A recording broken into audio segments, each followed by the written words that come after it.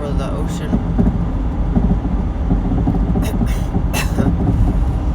And across the map was going a clear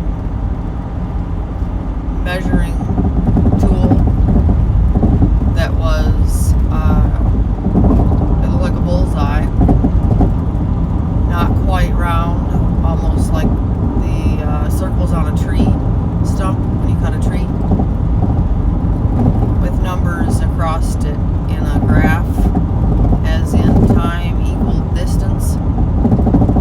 And I saw a left hand moving this yay big circle measuring device across the map, and it was moving in a very mechanical sort of way, like AutoCAD, as if this person was very machine-like or robotic-like, moving this across the map of the ocean floor. I did not know what any of the codes meant, or what any of the numbers meant, or what any of the legend of the map meant. I just heard one phrase, as this was like war room style going across this map. You know those old war room videos in like World War II, where all the ladies are around the map and they're pushing airplanes. They have, in every call that they get on the radio, they move everything on the map like a great big game of chess. It was like that, except I was zoomed into about an 8.5 by 11 sheet of paper sized area of the map, with this left hand of this man moving this measuring device. Time equals distance was what my husband said when I asked him about it this morning. What I heard right before I woke up was very loudly, very clear. It's 10 after 1 love. It's 10 after 1 love. As in caps, very clearly, a man's voice, very loud, declaratively. And my immediate impression was 10 are after 1.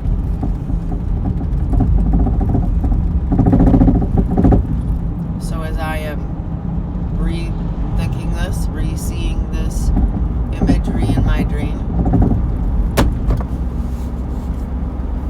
I am recalling the 10-headed dragon, which is 10 heads, but it is never-ending self on itself, never-ending self-glory.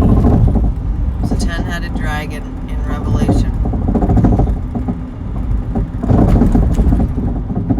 In Revelation 12,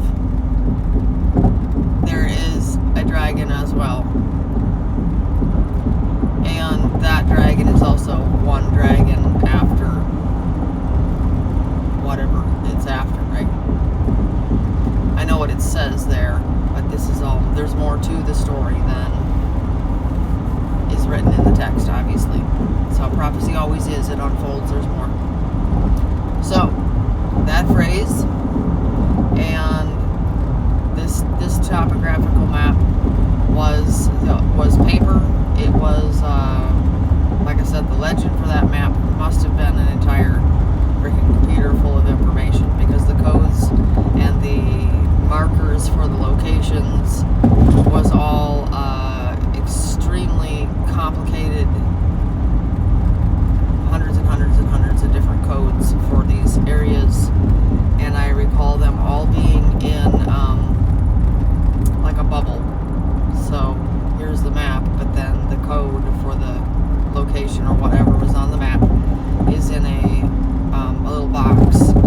So it would say, well, I'm gonna make one up off the top of my head, like 125.3A, and it would be in the text would be inside of a little box.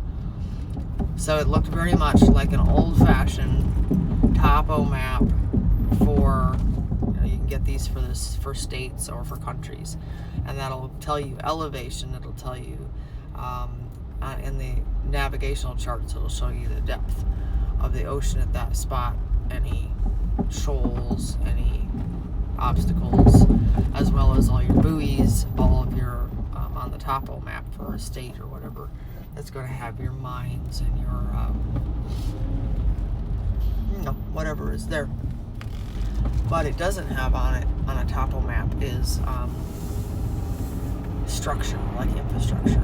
So this map that I saw in my VisionDream was all of it. It was, the impression was anyway, that legend had everything on it, from whether it was military installations or a big boulder on the bottom of the ocean, or a buoy, or a submarine, or whatever.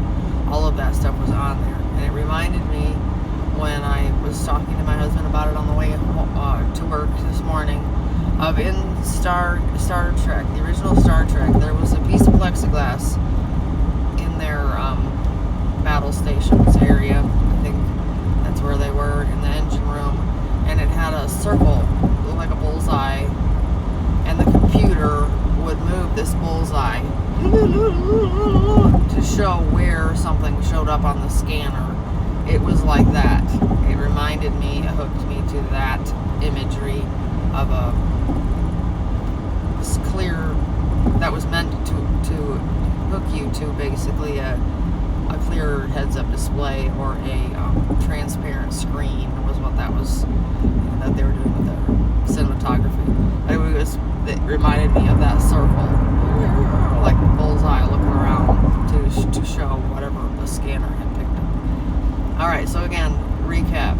A man's left hand moving this circular measuring, scanning device where time equaled distance, topographical map that appeared to be the ocean floor, and the phrase, "It's 10 after 1 love."